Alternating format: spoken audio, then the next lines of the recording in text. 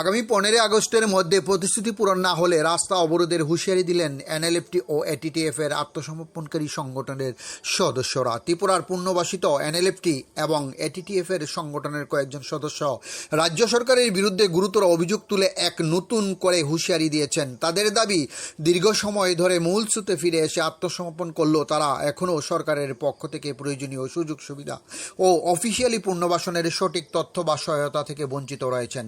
সংগঠনের সদস্যদের অভিযোগ, অতীতে আত্মসমর্পণের প্রক্রিয়া সম্পূর্ণ হওয়ার পর নির্দিষ্ট নিয়ম অনুযায়ী মামলা নিষ্পত্তি এবং সরকারি সুযোগ সুবিধা মেলার কথা থাকলেও বাস্তবে তা ঘটছে না। নির্দিষ্ট আইডেন্টি কার্ড এবং মামলার অফিসিয়ালি ডিচার্জ সময় মতো না পাওয়ায় তাদের চরম আইনি ও সামাজিক হয়রানির শিকার হতে হচ্ছে। বিশেষ করে 2024 সালের 9ই সেপ্টেম্বর জম্পুই জেলা এলাকার প্রসঙ্গ টেনে তারা জানান, সে সময় 400 জনেরও বেশি সদস্য আত্মসমর্পণ করলে এখনও অনেকেই সরকারি সুযোগের আওতায় আসেনি।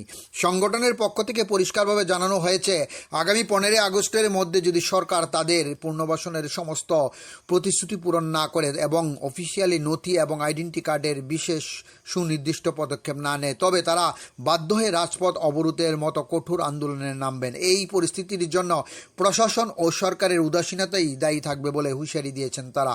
সঠিক তদন্ত সাপেক্ষে দ্রুত এই সমস্যার সমাধান করার দাবি জানিয়েছেন সংগঠনের নেতৃত্বরা। ডিউরি রিপোর্ট, খোয়াই টাইমস বাংলা। সবাইকে নমস্কার।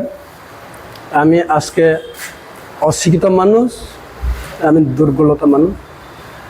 আমি আজকে আপনার সবার সামনে আনার জন্য বাধ্য হয়েছে। কেসের জন্য আমি যে 2 বছর গতিকে হয়ে গেছে আমি আত্মসমর্পণ করছে।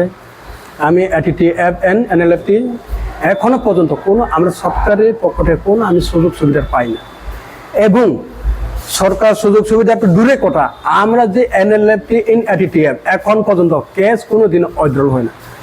কেসে যখন ফ্ল্যাগ ডাউন হওয়ার পরে কেস তো শেষ হওয়ার কথা ছিল, কেন কেস শেষ হয়েছে না? আমরা যে ত্রিপুরা রাজ্য সাডেন ত্রিপুরার মধ্যে যত কিছু মানুষের সিলিন্ডার দেওয়ার পরেটা কেস তো শেষ হওয়ার কথা ছিল, কেন কেস শেষ হয়েছে না? কেন আমরা গভর্নমেন্ট অফ ত্রিপুরা আমরা কেন চাই না? ওই কারণে যতসু আমি ওই মাসের 15 তারিখ ভিতরে সরকার যে কোনো আমরা যে ফলো যদি না করে, আমরা কোনো যদি অফিসিয়াল ভাবে থেকে যদি নোটিশ যদি না দেন, আমি ইচ্ছা পাবে 15 তারিখ মধ্যে, আগস্ট মাস 15 তারিখ মধ্যে আমি কিন্তু রাস্তাতে বইমু, আন্দোলন করবো। কেন 15 আগস্টে আমি ওই করতে চাই, বাধ্য হয় 12:05 ওই দিনে, ওই সময় আমরা রক্ত কিন্তু মাটিতে ফালাইতে লাগবো। আমি কোনো বাঁচতে চাই না। কেন বাঁচতে চাই না? অগ্রপন্থে থাকার সময় আমি কিন্তু লঙ্গা ময়দা গাছ পাশে যে কোনো জায়গাটা আমি লুকাচুরে হয়ে থাকে। এখনো কিন্তু আমি পুরো অলরেডি আমি আইয়া পড়ছে, কেন আমি পাই না? ওই জবাব আমি চাই গভর্নমেন্ট অফ ত্রিপুরাতে, ওই জবাব চাই।